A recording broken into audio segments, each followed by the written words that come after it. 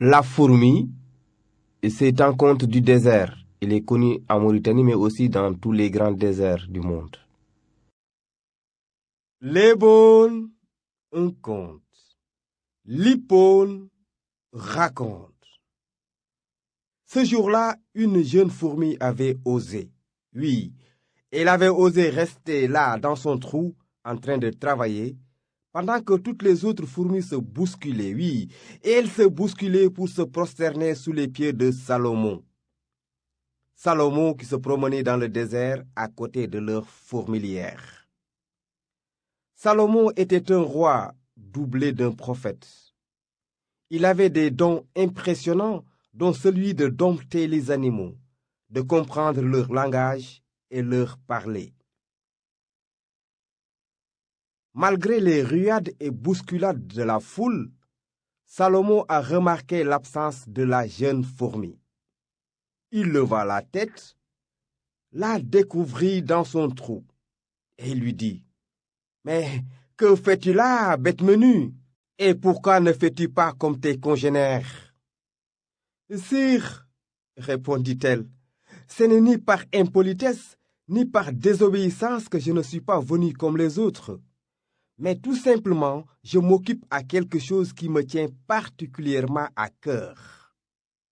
Vous voyez, je veux déplacer cette dune de sable que vous voyez là. »« Ah ah ah ah ah, mon pauvre ami, rétorqua le roi Salomon. Je doute que tu aies la vertu nécessaire, c'est-à-dire la patience, et surtout la chance suffisante, c'est-à-dire la longévité pour accomplir ce travail immense. Moi non plus, je n'en sais rien, confessa la fourmi. Mais ce que je sais, continua-t-elle, c'est que la force qui me pousse est plus puissante que la tempête du désert, plus fort que tous les cyclones et plus dévastatrice que la guerre. Je veux parler de la force de l'amour, car de l'autre côté de la dune de sable se trouve ma bien-aimée. Si je mourais avant de l'atteindre, je finirai ma vie dans la folie de cette chose qui meurt en dernier dans le cœur des êtres, c'est-à-dire l'espérance. Cet échange a fortement ébranlé le grand roi et prophète Salomon, qui, dans le désert au milieu de nulle part, a compris le vrai sens de l'amour. Ce conte est fini, le premier qui respire ira au paradis.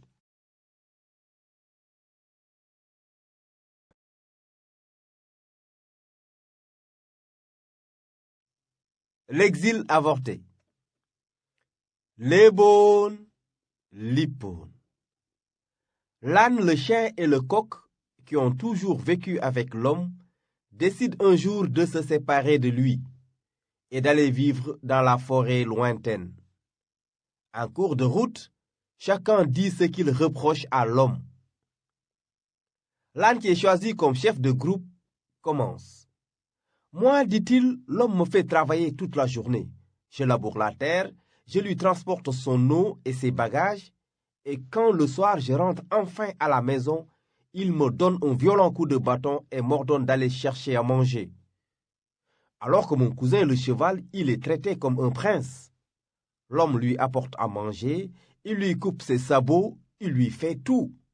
Et même quand il monte sur son dos, il lui met une selle pour ne pas lui faire du mal. Cette situation, je ne peux plus la supporter.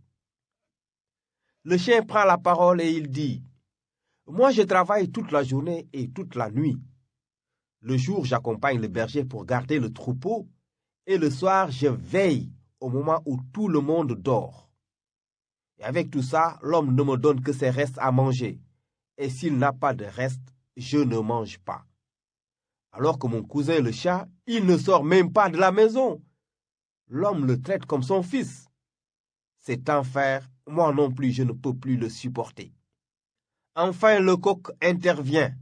« Moi, tout le monde sait que c'est moi qui réveille l'homme le matin pour faire ses prières et ensuite vaquer à ses occupations. Mais quand il a de la visite, il me tue. Quand il est à court d'argent, il me vend au marché. Cette précarité, moi, je ne peux plus la supporter. » Après la parole du coq, les trois amis arrivent au milieu de la forêt. Ils se construisent chacun une case et s'y installent. Ils vivent ainsi tranquillement pendant de nombreuses années. Un jour, Bouki la hyène, passant à côté de leur case, remarque leur présence. Elle file avertir l'éléphant, son chef. Ce dernier, pour vérifier les dires de Bouki la hyène, envoie Golo le singe. En voyant Golo le singe arriver, le chien dit à ses amis: « Laissez-le venir, je m'en charge. » Il saute sur Golo et lui casse une patte. Celui-ci s'en retourne en traînant la patte. L'éléphant lui dit: « Toi, tu n'es qu'un vaurien. » Il envoie le charognard. Lorsque l'âne aperçoit le charognard, il dit à ses amis: « Celui-ci, laissez-le avec moi, je lui règle son compte. » L'âne se couche pour faire le mort. En le voyant dans cette position, le charognard se précipite sur lui. Et aussitôt, les trois amis se jettent sur lui et lui administrent de violents coups de bâton. Le charognard repart le corps couvert de sang. « Vous êtes tous de vauriens, » dit l'éléphant aux autres. « Cette fois-ci, c'est moi qui vais y aller. » Au moment où il s'approche des trois amis, le coq dit: « Celui-ci, c'est moi qui m'en charge. » Le coq se met sur la branche d'un arbre et attend le passage de l'éléphant. Lorsque ce dernier arrive jusqu'à son niveau, le coq saute sur lui en battant des ailes très fort et il dépose un œuf sur la tête de l'éléphant, tout cela accompagné par de très forts « cocorico, cocorico, cocorico ». Pris de peur, l'éléphant prend la fuite. En se sauvant, il piétine les cases des trois amis. L'âne alors rassemble ses compagnons et leur dit: « Ces gens ne nous laisseront plus jamais tranquilles, et nous ne savons pas où aller. Je vous suggère d'appliquer l'adage qui dit que celui qui ne sait plus où aller doit retourner là d'où il est venu. » Ce conte est fini. Celui qui respire le premier ira au paradis. L'autruche, c'est un conte mort de la Mauritanie. Lébon, lipone. De mémoire d'homme, on n'a jamais vu d'autruche à Fondé. Fondé, le village du vieux Moussa. Un matin, un animal géant, haut sur pattes, qui ne ressemble pas à un oiseau parce qu'il est grand comme un chameau, mais qui ne ressemble pas non plus à un mammifère parce qu'il a des plumes et qu'il a seulement 2 pattes. Cet animal bizarre entre dans le village. Il se dirige sur la place du marché où sont réunis d'ailleurs Moussa le vieux commerçant et plusieurs autres personnes. En voyant la bête, tous ils s'enfuient, vieux et jeunes. L'animal, seul sur la place publique, se promène tranquillement. Au bout d'un moment, un enfant qui était caché sous une peau de chameau, non loin de l'autruche, claque ses 2 mains pour lui faire du mal. Et là, on voit l'autruche qui esquisse des pas de danse. L'enfant recommence et l'autruche se met à danser. Aussitôt, les enfants, puis les adultes se regroupent autour de lui en tapant des mains et l'autruche continue de danser de plus belle. La nouvelle se répand dans tous les villages et jusqu'aux confins du désert et de la forêt, car à ce temps-là, les animaux et les hommes parlaient le même langage. Aussitôt, le lion apprend la nouvelle. Et justement, cela coïncide avec la naissance de son fils, un beau petit lionceau. Le lion invite tout le monde à une grande fête, l'autruche et tous les grands danseurs du pays. À cette occasion, le lion décide de faire des cadeaux et de donner beaucoup de privilèges aux meilleurs danseurs, ainsi qu'à sa famille et à ses proches parents. Tout le monde répond à l'appel. La fête commence. Chacun danse de son côté. Le roi lion s'installe au milieu de tout le monde avec sa femme et le petit bébé, le bébé bien installé dans sa couchette. Bouki la hyène, qui ne savait pas danser, mais qui voulait attirer les faveurs du lion, s'active en faisant des va-et-vient entre la foule et la famille royale. Au bout d'un moment, l'autruche danse si bien qu'elle attire l'attention de tout le public. Tout le monde s'arrête de danser pour la regarder et l'applaudir. C'est alors que Bouki la hyène s'approche de Gaindé le lion et lui chuchote au creux de l'oreille. « C'est ma nièce, l'autruche est ma nièce !» L'autruche continue sa danse, en sautant, en virevoltant de tous les sens. Et dans son élan, potior, elle piétine et éventre le petit lionceau. Puis, sans attendre, l'autruche s'envole dans les airs. Après avoir constaté le drame, le lion dit à l'assemblée: « Nous allons venger mon fils, car si l'autruche s'est enfui, son oncle est ici parmi nous. » Il désigne Bouki la hyène. Bouki la hyène, les larmes aux yeux, dit: « Ce n'est pas possible, ce n'est pas possible. Il n'y a aucun lien de parenté entre l'autruche qui est un oiseau et moi-même qui suis un mammifère. » Ce conte est fini. Le premier qui respire ira au paradis. Les deux loups affamés. Il était une fois deux loups qui avaient terriblement faim. Ils ne trouvaient rien à se mettre sous leur terrible croc. Ils en avaient perdu le sommeil. Cette nuit-là, ils étaient d'accord pour changer d'endroit. Toujours aux aguets, ils marchaient à pas de loup. Les oreilles dressées, ils écoutaient le moindre bruit, flairaient la moindre odeur.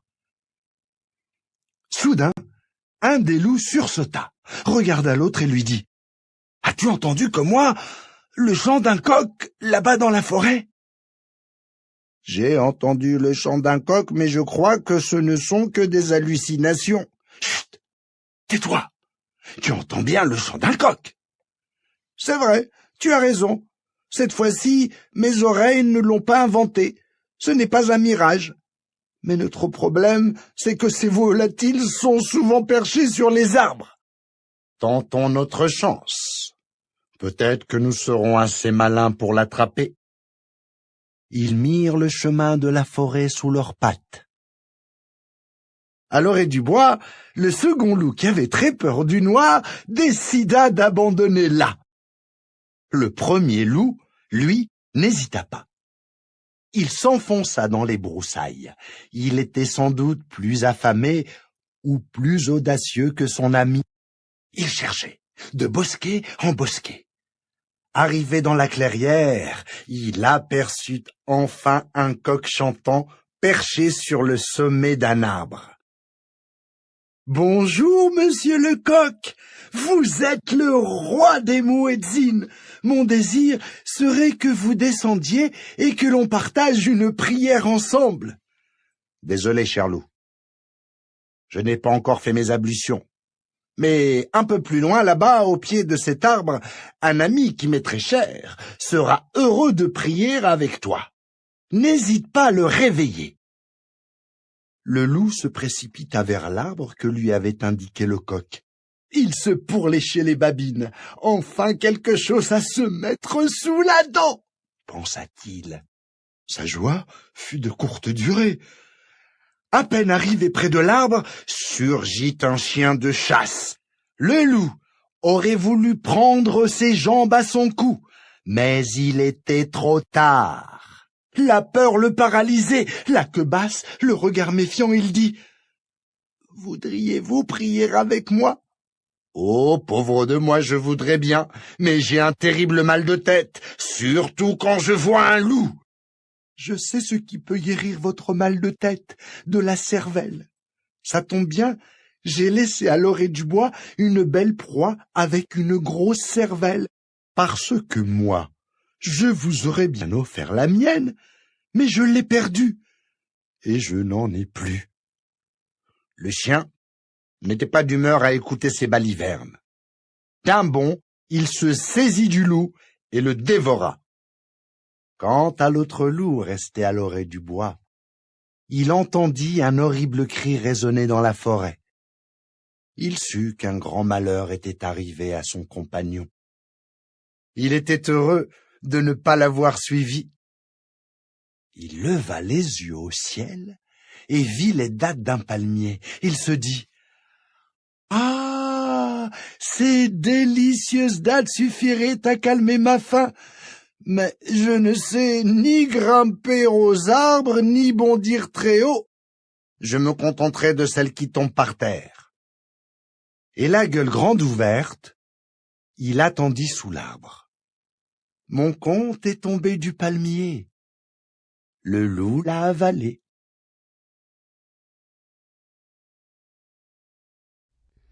Le chat vertueux. Ken Yesidichte Ken, ou Ken dans les temps les plus anciens, un chat vertueux, si vertueux qu'on l'avait appelé chat d'Urneim. Il était connu pour sa bonté, son intégrité et sa fidélité. Il était très apprécié dans son entourage, mais comme il ne pouvait pas s'acquitter des travaux des hommes, la famille qu'il avait adoptée l'affecta aux courses. Un jour d'été, il est chargé d'apporter le déjeuner au moissonneur. Dans son panier, on avait mis une grande quantité de nourriture, du pain, de l'huile, du beurre, du miel, du lait. Sur son chemin, il tombe sur un hérisson qui avait l'air de souffrir. Il marchait péniblement en poussant des gémissements de douleur. Ah, ah, ah. Le chat s'apitoie sur son sort, s'approche de lui et lui propose son aide. « Qu'est-ce que je peux faire pour toi ?» Le hérisson, d'une petite voix à peine audible, le supplie. « Âme charitable, je te prie de me transporter jusqu'à ma demeure. Elle est sur ton chemin. J'ai trop mal, je n'arrive pas à marcher. Ah. » Sans hésiter, le chat se penche sur lui, le ramasse délicatement et le pose doucement au fond de son panier. Une fois bien installé dans le panier, le hérisson se frotte les pattes. Il a un large sourire et se met à saliver. Il jubile face à un tel banquet. Et c'est avec voracité qu'il puise dans le miel, le beurre, l'huile et le lait. Une fois rassasié, il s'adresse à son bienfaiteur. « Âme charitable, je te prie de me déposer ici. Je suis arrivé à destination. Je te serai reconnaissant toute ma vie. » Mais avant de s'en aller, feignant une révérence en signe d'adieu, il prend soin d'enduire de beurre rance la queue du chat. Bercé par l'euphorie d'avoir accompli un geste charitable, le chat ne se doutait de rien et il continue son chemin en chantonnant « Miaou, miaou, miaou ». À son arrivée, tenaillé par la faim, les moissonneurs se précipitent à sa rencontre et lui arrachent le panier des pattes. Quand ils y jettent un œil, ils se figent et échangent des regards consternés. Il ne reste plus que des miettes. Ils interrogent le chat, qui nie catégoriquement avoir puisé dans le panier. « Si ce n'est pas toi, qui est le coupable à ton avis ?»« Je vous jure, Wallah, Wallah, je ne sais pas. C'est un mystère. » Décontenancés, les moissonneurs s'approchent du suspect et le fouillent à la recherche d'un indice, n'importe quel indice qui prouvera sa culpabilité. On lui fait ouvrir la bouche, pas de traces de nourriture. On passe ses pattes au crible, rien. Mais dès que l'aîné flaire la queue, ils sont envahis par une odeur de beurre rance. C'est elle la coupable, c'est elle la voleuse, c'est ta queue. Furieux contre sa queue, le chat se tourne vers elle, la secoue, lui fait mordre la poussière en lui disant « Quand tu me suivais et m'obéissais, je te reconnaissais mienne. À présent Tu oses me trahir et manger à mon insu. Tu me fais honte, espèce de chapardeuse, espèce de voleuse. Je te renie, je te renie. Et d'un coup de dent, il la cisaille. Et comme une ordure, il la jette loin de lui. Épouser une jolie femme est un risque. C'est un conte peul du sud de la Mauritanie. Lebon Lipon. Fatoumata était une belle femme. On aurait dit une perle de diamant sucée et crachée par Dieu en personne. Elle habitait avec son mari Moussa une cabane située dans la forêt non loin de Kermour, mon village. Moussa était un grand chasseur. En ce temps-là, toute la région faisait partie du royaume du roi tout-puissant, Bourdolé. Un jour, le roi Bourdolé se promenait sur son cheval. Il aperçoit Fatoumata, qui était habillée d'une robe en soie. Elle était coiffée d'un foulard assorti. Elle était là, assise sur le seuil de la porte de sa cabane, en train de préparer du couscous pour le repas du soir. Son mari Moussa était encore à la chasse. Ce jour-là, le roi manqua de tomber de son cheval en voyant cette beauté si rare. Ses courtisans l'aidèrent à continuer son chemin. À cette époque, le royaume était en guerre contre un autre royaume. Le lendemain, le roi Bourdolé envoie le mari de Fatoumata au front. Tous les jours qui suivent, le roi passe voir Fatoumata et lui apporte des cadeaux. Une nuit, il va voir Fatoumata dans sa cabane et lui dit « Je ne peux plus m'empêcher de te le dire. Je suis follement amoureux de toi. Je veux que tu sois ma maîtresse maintenant et tout de suite. Et si ton mari ne revient pas de la guerre, je te prendrai comme une seconde épouse. Et tu seras ma reine favorite. Tu vivras avec moi dans mon palais. » Fatoumata calmement répond « Sire, vous avez le droit de vie et de mort sur tous les citoyens de votre royaume, y compris sur moi-même, bien sûr. Si vous voulez me prendre par la force, je ne peux pas vous résister. Mais si vous me demandez mon avis, j'aime un homme, c'est mon mari. » À ces paroles, le roi reste comme pétrifié sur le lit où il était assis. Au bout d'un long moment de silence, il se lève et rentre chez lui. Mais ce que ni le roi ni Fatoumata ne savaient, c'est que Moussa était revenu de la guerre. Il était revenu juste au moment où le roi entrait dans la cabane et qu'il a tout entendu. Après le départ du roi, Moussa passe le reste de la nuit dehors avec ses soucis. Au matin, il entre dans la case, il réveille sa femme et lui apprend que la guerre est finie. Fatoumata jubile, elle embrasse son mari de tous les côtés. Mais ce dernier reste silencieux et calme. Elle s'inquiète, lui pose des questions sur sa santé, sur tout. Mais lui reste calme. Au bout d'un moment, Moussa dit à sa femme « Rentre chez tes parents jusqu'à ce que je voie plus clair. » « Pourquoi ?» répond cette dernière. « Qu'est-ce que je t'ai fait ?» Mais là aussi, pas de réponse précise. Fatoumata fait son sac et rentre chez ses parents. 1 semaine, 2, 3 semaines passent et Moussa ne va pas donner d'explication à la famille de Fatoumata. Les parents de Fatoumata décident d'amener l'affaire chez le juge. En ce temps-là, le roi était aussi le juge. Le roi reçoit les deux parties et donne d'abord la parole à Fatoumata, qui dit « Moi, je n'ai rien compris. Mon mari est parti au front, j'étais contente et pressée de le voir rentrer. Mais le jour où il est arrivé, il m'a tout simplement dit de partir chez mes parents. » Alors le roi se tourne vers Moussa et lui dit « Mais toi, tu n'aimes pas cette femme ?»« Si, » répond Moussa, « je l'aime aujourd'hui plus qu'hier. » « Et alors pourquoi tu lui as demandé de partir chez ses parents ?» reprend le roi. « C'est parce que j'ai peur. continue Moussa. Peur de quoi? Demande le roi et ses notables qui l'entouraient. Une nuit, continue Moussa, j'ai vu les traces d'un lion dans ma maison. Comme je n'ai pas la force de protéger ma femme, je lui ai demandé de partir chez ses parents. À ces mots, le roi reste longtemps silencieux et calme lui aussi.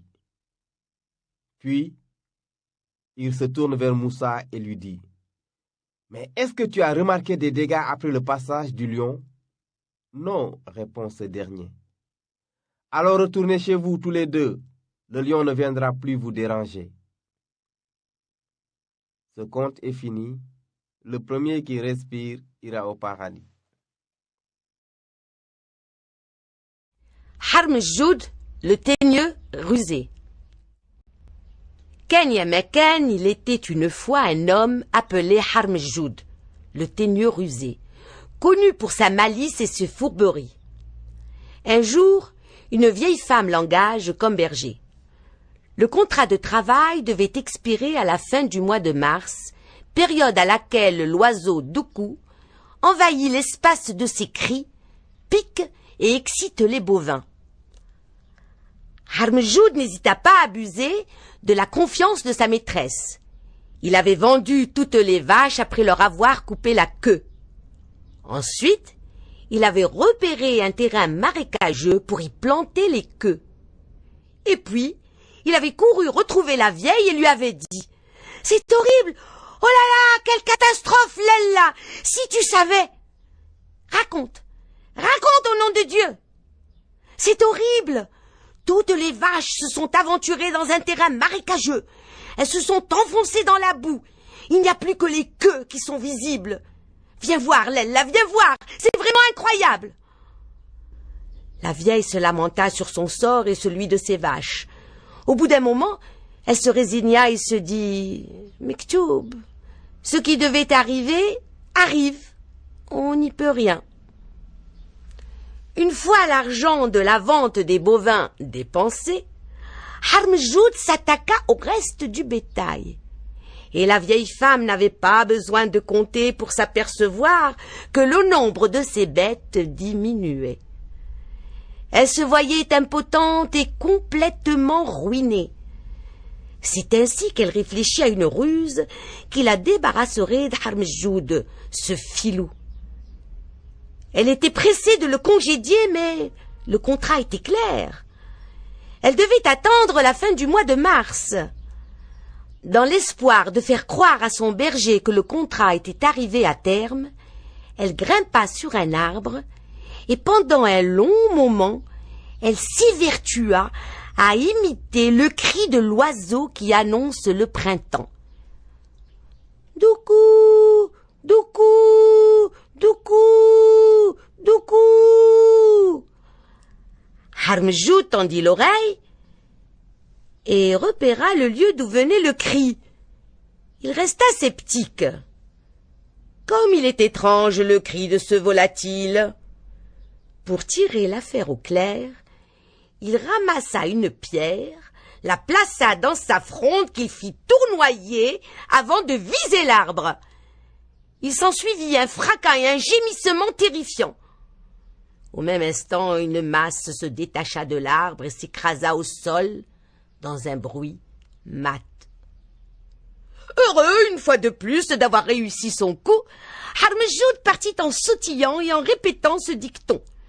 Le hibou qui ne sait pas envoler n'en est pas un. Le hibou qui ne sait pas envoler n'en est pas un. Le hibou qui ne sait pas envoler n'en est pas un, n'en est pas un, n'en est pas un. Le pigeon, le loup et la cigogne.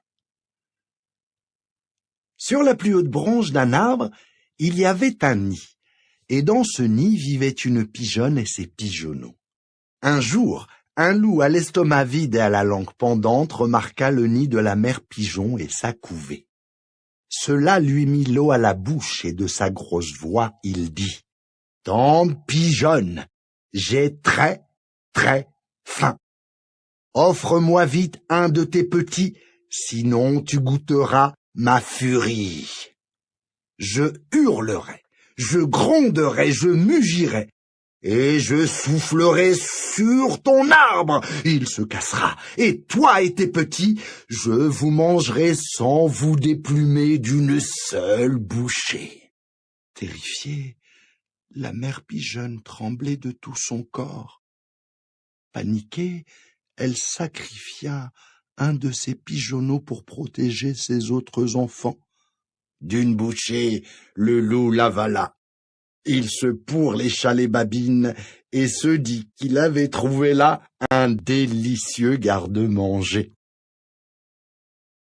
Le lendemain, il revint au pied de l'arbre et de sa terrible voix dit « Tante pigeonne, j'ai encore très très faim. Offre-moi vite un de tes petits, sinon tu goûteras ma furie.